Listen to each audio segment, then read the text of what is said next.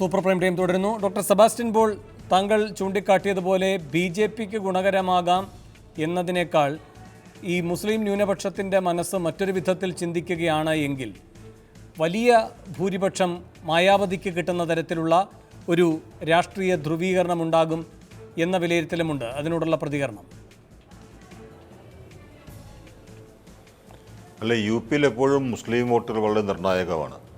ആ മുസ്ലിം വോട്ടുകളെ വലിയ തോതിൽ ആകർഷിക്കാൻ കഴിഞ്ഞപ്പോഴാണ് മുലായം സിംഗിനൊക്കെ വലിയ വിജയമുണ്ടാക്കാൻ കഴിഞ്ഞിട്ടുള്ളത്. യു പി എന്നത് തന്നെ ദേശീയമായി പ്രാധാന്യമുള്ള സംസ്ഥാനമാണ്. ഡൽഹി ഭരിക്കണമെങ്കിൽ യു പി കിട്ടണം എന്നുള്ളത് ഏറെക്കാലമായി നിലനിൽക്കുന്ന വിശ്വാസമാണ്. ഇപ്പോഴും ആ വിശ്വാസത്തിന് മാറ്റം വന്നിട്ടില്ല. 2014 ബി ജെ പി യു പിയിൽ വലിയ നേട്ടമുണ്ടാക്കിക്കൊണ്ടാണ് ഡൽഹി പിടിച്ചെടുത്തത്. അപ്പോൾ ആ മുസ്ലിം വോട്ടുകൾ ഇന്നത്തെ അവസ്ഥയിൽ മുലായം സിംഗിൻ്റെ ഭാഗത്ത് പൂർണ്ണമായും നിൽക്കില്ല. അവർക്ക് അവിടെ നിന്നൊരു ഷിഫ്റ്റ് ഉണ്ടാകും, സ്വാഭാവികമായി ഉണ്ടാകും. അത് മൊത്തമായി ആകർഷിക്കാൻ അല്ലെങ്കിൽ വലിയ തോതിൽ ആകർഷിക്കാൻ മായാവതിക്ക് കഴിഞ്ഞാൽ മായാവതിക്ക് അത് വലിയ നേട്ടത്തിന് കാരണമായി തീർന്നേക്കാം. പക്ഷേ അതെങ്ങനെ വരും എന്ന് പറയാൻ കഴിയാത്ത രീതിയിൽ ഇപ്പോഴും യു പിയിലെ രാഷ്ട്രീയ സ്ഥിതി വളരെ വളരെ ഒരു ഫ്ലൂയിഡ് ആയ അവസ്ഥയിലാണ്. അതുകൊണ്ട് വരും ദിവസങ്ങളിൽ സമാജ്വാദി പാർട്ടിയുടെ അവസ്ഥ എന്തായിരിക്കും എന്നതിനെ കൂടി ആശ്രയിച്ചായിരിക്കും ആ മുസ്ലിം വോട്ടുകളുടെ ഗതി അല്ലെങ്കിൽ ഗതിയിൽ സംഭവിക്കുന്ന മാറ്റം നമുക്ക് മനസ്സിലാക്കാൻ കഴിയുക. ഒരു പക്ഷേ ഞാൻ ബി ജെ പിക്ക് അനുകൂലമായി തീർന്നേക്കാമെന്ന് ആദ്യം ഒരു ആശങ്ക പ്രകടിപ്പിച്ചെങ്കിലും ഒരു പക്ഷേ മായാവതിയുടെ ഇപ്പോൾ നഷ്ടപ്പെട്ടു എന്ന് കരുതിയിരിക്കുന്ന ജനപ്രീതി വീണ്ടെടുത്തുകൊണ്ട് ഒരു വലിയ തോതിലുള്ള മുന്നേറ്റം നടത്താൻ BSPക്ക് ഈ മുസ്ലിം വോട്ടുകളുടെ സഹായം ഉണ്ടാകുന്നതിനുള്ള സാധ്യതയും തള്ളിക്കളയാൻ കഴിയില്ല. ഡോക്ടർ വർഗീസ് ജോർജ്, ഈ മുസഫറാബാദ് കലാപത്തിന് ശേഷവും BJPക്ക് വലിയ വിജയമാണ് യു പിയിൽ ലഭിച്ചത് എന്ന് മാത്രമല്ല, പിന്നീട് എല്ലാവരും വിലയിരുത്തിയിട്ടുള്ളതുപോലെ യു പിയിൽ നിന്നൊരു മുസ്ലിം MP പോലും ഡൽഹി കാണുകയും ഉണ്ടായില്ല. അത്ര ശക്തമായ രൂപത്തിൽ ന്യൂനപക്ഷ പിന്തുണ കൂടി ആർജിക്കാൻ ു പിയിൽ BJPക്ക് കഴിഞ്ഞു. അന്ന് വലിയ തോതിലുള്ള കലാപവും ഒരുപാട് പേർ അതിനിരയാവുകയും ചെയ്തതാണ്, മരണപ്പെട്ടതാണ്. ദാദ്രി ഒരൊറ്റ സംഭവമാണ്, അത് ചുരുക്കി കാണുകയല്ല. അതിലത്ര പ്രതീക്ഷ അതുകൊണ്ട് വെച്ച് പുലർത്താൻ കഴിയുമോ? BJPക്ക് അനുകൂലമായി തന്നെ ഈ ന്യൂനപക്ഷ വോട്ടുകൾ കേന്ദ്രീകരിക്കപ്പെടില്ല എന്നാര് കണ്ടു? അങ്ങനെ കരുതാതിരിക്കണമെങ്കിൽ ഈ മുസഫർ നഗർ കലാപത്തിന് ശേഷം ഇത്തരമൊരു പിന്തുണ BJPക്ക് അവിടെ കിട്ടാനിടയുണ്ടാകുമായിരുന്നില്ല. അങ്ങനെ സംഭവിച്ചല്ലോ. വേണു, മുസാഫർ നഗർ കലാപത്തിന് ശേഷം നടന്ന ലോക്സഭാ തിരഞ്ഞെടുപ്പിൽ CSDSൻ്റെയും മറ്റും പഠനമനുസരിച്ച് മഹാഭൂരിപക്ഷം വോട്ടുകളും മുസ്ലിം സമുദായത്തിൻ്റെ വോട്ടുകൾ മുലായം സിംഗ് യാദവിന് തന്നെയാണ് ലഭിച്ചത്. വാസ്തവത്തിൽ വേണു ചൂണ്ടിക്കാണിച്ച ശരിയാണ്. മുസാഫർ നഗർ കലാപം മുസ്ലിങ്ങളെ വല്ലാതെ ബുദ്ധിമുട്ടിച്ചൊരു കലാപമാണ്. നിരവധി ആളുകൾ റേപ്പ് ചെയ്യപ്പെട്ടു, നിരവധി ആളുകൾ ഭവനരഹിതരായി.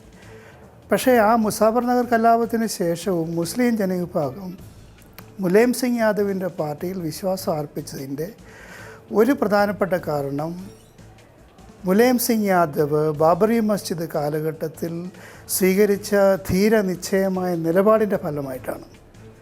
അതുകൊണ്ട് മുസാഫർ നഗർ കലാപത്തിന് ശേഷവും മുസ്ലിങ്ങൾ മുലായം സിംഗ് യാദവിനെ കൈവിടാൻ തയ്യാറായിരുന്നില്ല. മാത്രമല്ല, മുസ്ലിം സമുദായത്തിൽ ഭിന്നിപ്പുണ്ടാക്കാൻ BJP പലതവണ ശ്രമിച്ചു. മുസ്ലിം രാഷ്ട്രീയ മഞ്ചുണ്ടാക്കി നോക്കി. നിരവധി മുസ്ലിം ഗ്രൂപ്പുകൾ RSSന് അനുകൂലമായിട്ട് സൃഷ്ടിക്കാൻ നോക്കി. പക്ഷേ അപ്പോഴൊക്കെ മുസ്ലിം ജനവിഭാഗങ്ങൾ മുലായം സിംഗ് യാദവിനെ പിന്തുണച്ചുകൊണ്ടിരുന്നു. ലിജു പറഞ്ഞതിൽ നിന്ന് വ്യത്യസ്തമാണെന്ന്. ലിജു പറയുന്ന കുടുംബവാഴ്ചയുടെ പ്രാഭവത്തിലാണ് മുലായം സിംഗ് യാദവിന് ഇതൊക്കെ നേട്ടം കിട്ടുന്നതാണ്. അതല്ല, ലിജു എന്തിനാണ് ഈ സോഷ്യലിസ്റ്റുകളെ ആക്രമിച്ചത് ഈ ചർച്ചയിൽ നിന്ന് എനിക്ക് മനസ്സിലാവുന്നില്ല. സോഷ്യലിസ്റ്റുകൾക്ക് യാതൊരു ആശയവുമില്ല, പ്രത്യയശാസ്ത്രവുമില്ല. ലിജു മനസ്സിലാക്കേണ്ട ഒരു വസ്തുത, മുലായം സിംഗ് യാദവിൻ്റെ പിന്നിൽ മുസ്ലിങ്ങൾ ഉറച്ചു നിന്നത് ബാബറി മസ്ജിദ് തകർക്കാൻ BJPയുടെ സുഹൃത്തുക്കൾ വന്നപ്പോൾ സരയൂ നദിയുടെ അപ്പുറത്തേക്ക് അവരെ കടത്തിവിട്ടില്ല മുലായം സിംഗ് യാദവ്. അങ്ങനെയാണ് മുലായം സിംഗ് യാദവിൻ്റെ ആ പിന്തുണ ഇന്ന് നിലനിൽക്കുന്നത്. അല്ലാതെ ശ്രീ ലിജുവിൻ്റെ നേതാവ് PV നരസിംഹറാവു പൂജാമുറിയിൽ കയറിയിരുന്നു. കുൽദീപ് നയ്യറുടെ ആത്മകഥയിൽ പറയുന്ന പോലെ, സർ ബാബറി മസ്ജിദ് ഇടിച്ചു പൊളിച്ച് കഴിഞ്ഞു എന്ന് പറഞ്ഞപ്പോഴാണ് അദ്ദേഹം പൂജാമുറിയിൽ നിന്ന് ഇറങ്ങിപ്പോരുന്നത്. രണ്ടാമത്, എന്തുകൊണ്ടാണ് യാദവ് സമൂഹം നിലനിൽക്കുന്നത്? അവിടെ ഉന്നത കുലജാതരുടെ ഒരു സമൂഹത്തിൽ ദളിതരും പിന്നോക്കക്കാരുമായ ജനവിഭാഗങ്ങളുടെ സംവരണത്തിന് വേണ്ടി മുലായം സിംഗ് യാദവ് ശക്തമായിട്ട് നിലകൊണ്ടു. അങ്ങനെയാണ് യാദവ പിന്നോക്ക ജനവിഭാഗങ്ങൾ മുലായം സിംഗ് യാദവിൻ്റെ പിന്നിൽ അണിനിരുന്നത്. അല്ലാതെ ലിജു ആക്ഷേപിക്കുന്ന പോലെ ഒരു കുടുംബവാഴ്ചയുടെ പ്രഭാവത്തിലല്ല. സോഷ്യലിസ്റ്റുകൾക്ക് വ്യക്തമായ നിലപാടുണ്ടായിരുന്നു മതേതരത്തെ സംബന്ധിച്ച്, സംവരണത്തെ സംബന്ധിച്ച്. ശരി ലിജു പറയുന്നത് പക്ഷേ അങ്ങ് ശക്തമായി പറഞ്ഞ ഒരു വാദഗതി എന്ന് പറയുന്നത് മുസ്ലിം വിഭാഗം ഒന്നടങ്കം മുലായത്തിനൊപ്പം നിന്നു എന്നാണ്. സർ, മുലായത്തിന് കിട്ടിയത് 22.2% വോട്ട്, 5 സീറ്റ്.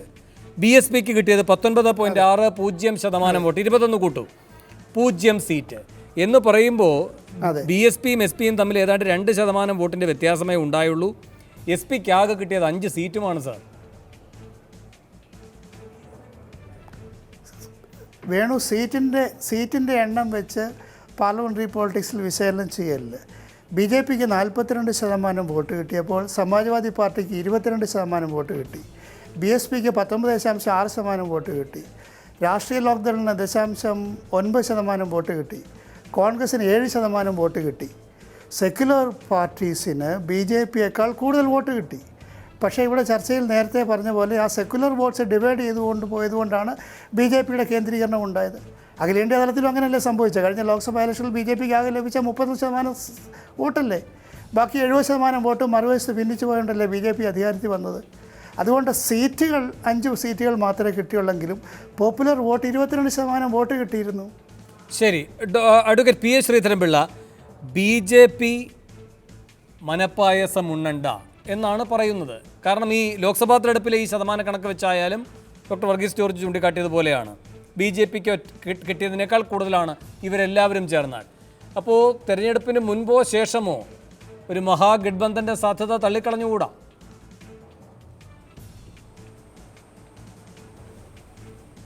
രാഷ്ട്രീയത്തിൽ എല്ലാം കൂടി ഒന്നിച്ചു കൂടിയാൽ ഒന്നിച്ച് വോട്ട് വീഴുമെന്ന് കണക്കാക്കാൻ സാധിക്കില്ലെന്നുള്ള കാര്യം നമ്മുടെ രാഷ്ട്രീയം വിലയിരുത്തുന്ന ആർക്കും മനസ്സിലാവും. വോട്ടിൻ്റെ ഗതിവേദികൾ നോക്കുന്ന ആർക്കും മനസ്സിലാവുന്നതാണ് വേണു പറയുന്ന പോലെ ഇപ്പം മുസ്ലിം വോട്ട് ഒന്നടങ്കം ചെയ്തു എന്നാണല്ലോ ഇപ്പോൾ ഇത് പറഞ്ഞിട്ടുള്ളത്. അങ്ങനെ ചെയ്തിട്ടും 42% വോട്ട് കിട്ടിയിട്ടുണ്ടെങ്കിൽ BJP കിട്ടിയ എല്ലാവരുടെയും വോട്ടാണ്. മാത്രമല്ല ഇനി മുലായം സിംഗ് യാദവിൻ്റെ പാർട്ടിയിലെ മുസ്ലിം വോട്ടുകൾ ഒന്നടങ്കം മറ്റോട്ട് ഷിഫ്റ്റ് ചെയ്യുമ്പം അതിലുള്ള ഹിന്ദു വോട്ടുകളില്ലേ, ആ വോട്ടുകൾക്ക് സ്വാഭാവികമായിട്ട് അവരൊക്കെ കണ്ണു അടച്ചിരിക്കുമോ, മൗനികളായിരിക്കുമോ? അതിൻ്റെ ഷിഫ്റ്റിങ്ങും അതിനനുസരിച്ചുണ്ടാവില്ലേ? 7% വോട്ട് കിട്ടിയ കോൺഗ്രസിനവിടെ അന്നത്തെ ഏറ്റവും പ്രധാനപ്പെട്ട അവരുടെ ഗ്ലാമർ ലീഡറെ ഇറക്കിക്കൊണ്ട് നടത്തിയ പരീക്ഷണത്തിൽ അവർ പരാജയപ്പെട്ടില്ലേ? അപ്പോൾ അതുകൊണ്ട് ഈ കാര്യത്തെ സംബന്ധിച്ചിടത്തോളം ഇങ്ങനെ കണക്ക് കൂട്ടുന്നത് ഒരു തരത്തിൽ പറഞ്ഞാൽ BJPയോടുള്ള എതിർപ്പുള്ള ആളുകൾക്ക് കണക്ക് കൂട്ടാവുന്നതേ ഉള്ളൂ. പക്ഷേ ഒരു കാര്യം ഞാൻ വ്യക്തമായിട്ട് പറയുന്നു, നരേന്ദ്രമോദി നയിക്കുന്ന യാത്രാ സംഘത്തോടൊപ്പം അണിചേരാനുള്ള UPയിലെ ജനങ്ങളുടെ ജാതി മത ചിന്തകൾക്ക് അതീതമായ വികാരമുണ്ട്. അതോടൊപ്പം മറ്റ് വികാരങ്ങളൊന്നുമില്ല, മതത്തിൻ്റെ അടിസ്ഥാനത്തിലുള്ള വികാരങ്ങളൊന്നും ഇല്ലാതെ ഞാൻ പറയുന്നില്ല. അതുകൊണ്ട് ഇതെല്ലാം കൂടെ ഒന്നിച്ചു ചേരുമ്പോൾ ഏറ്റവും വലിയ പ്രതീക്ഷയിലാണ് ഇതിന് തന്നെ ഈ പിളർപ്പുണ്ടാകുന്നതിന് മുമ്പ് തന്നെ അത് വരും എന്നുള്ള പ്രതീക്ഷയാണ് ഞങ്ങളുടെ അഖിലേന്ത്യാ അധ്യക്ഷന് മനസ്സിലാക്കാൻ സാധിച്ചിട്ടുള്ളത്. അദ്ദേഹം തന്നെയാണ് സ്ട്രാറ്റജികൾക്ക് നേതൃത്വം കൊടുക്കുന്നത്. 72 സീറ്റും 42% വോട്ടും ഇവിടെ കിട്ടുമ്പം ആരെങ്കിലും വേണു പ്രതീക്ഷിച്ചിരുന്നോ അങ്ങനെ UPയിലൊരു മുന്നേറ്റം ഉണ്ടാകുമെന്ന്? അപ്പോൾ അതുകൊണ്ട് ഇവരെല്ലാം കൂടെ യോജിച്ചാലും ആ യോജിക്കുമ്പോൾ ഉണ്ടാകുന്ന ആ ഓരോ പാർട്ടികൾക്കും കുറേ വോട്ടുകൾ നഷ്ടപ്പെടുമ്പോൾ അത് BJPക്ക് ലാഭകരമായിട്ട് മാറും. ഇന്നത്തെ കേന്ദ്രഭരണത്തിൻ്റെ നേട്ടങ്ങൾ അവിടെ എത്തിയിട്ടുണ്ട്, ഇല്ലെന്നൊക്കെ പറഞ്ഞു കഴിഞ്ഞാലും എത്തിയിട്ടുള്ളത് കൊണ്ടാണ്.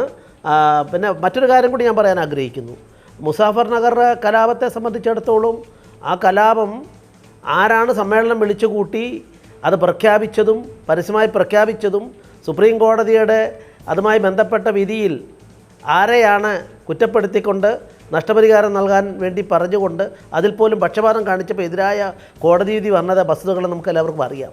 അതുകൊണ്ട് ഈ മതേതര കക്ഷികളിൽ നിന്ന് പറയുന്നവരാണ് ഇതിൻ്റെ എല്ലാ മതേതരത്തിൻ്റെ അന്തകന്മാരെന്നുള്ള കാര്യത്തിന് മുസാഫർ നഗർ കലാപത്തിൻ്റെ മറുവശം അതുകൂടിയാണെന്ന് വേണുവിനെ പോലുള്ള ആളുകൾ മനസ്സിലാക്കിയാൽ നല്ലതാണ്. ഞാൻ ഈ പറഞ്ഞു വരുന്നത് ഇതെല്ലാം BJPക്ക് അനുകൂലമായ ഇന്ന് മുസ്ലിം സമുദായത്തിൽ തന്നെ മാറ്റമുണ്ടാകുന്നു. അതേസമയത്ത് പാരമ്പര്യമായി ഹിന്ദു വിഭാഗത്തിലെ ആളുകൾ നിങ്ങളീ പറയുന്ന സ്പ്ലിറ്റൊന്നും ഇല്ലാതെ സഹായിക്കുന്ന സാഹചര്യം ഉണ്ടാകും. ഇതെല്ലാം കൊണ്ടും വളരെ പ്രത്യാശയ്ക്ക് വക നൽകുന്ന ഒന്നായിട്ടാണ് ഞങ്ങൾ ഇതിനെ പ്രതീക്ഷിക്കുന്നത്. ഏത് വെല്ലുവിളിയെയും സ്വീകരിക്കാൻ തക്കവണ്ണം ഞങ്ങളുടെ സംഘടനാ സംവിധാനം അവിടെ നേരത്തെ തന്നെ എല്ലാവരും യോജിക്കുമെന്നുള്ള പ്രതീക്ഷയിൽ അതും പാർട്ടി അവിടുത്തെ ഘടകം വളരെ ശക്തമായിട്ട് സംഘടനാ സംവിധാനത്തിൽ മുന്നോട്ട് പോയിട്ടുണ്ടെന്നുള്ളതാണ് ഞാൻ മനസ്സിലാക്കുന്നത്. ശരി, ഞാൻ ലിജുവിൻ്റെ പ്രതികരണത്തിലേക്ക് വരാം ഒരു ഇടവേളയ്ക്ക് ശേഷം.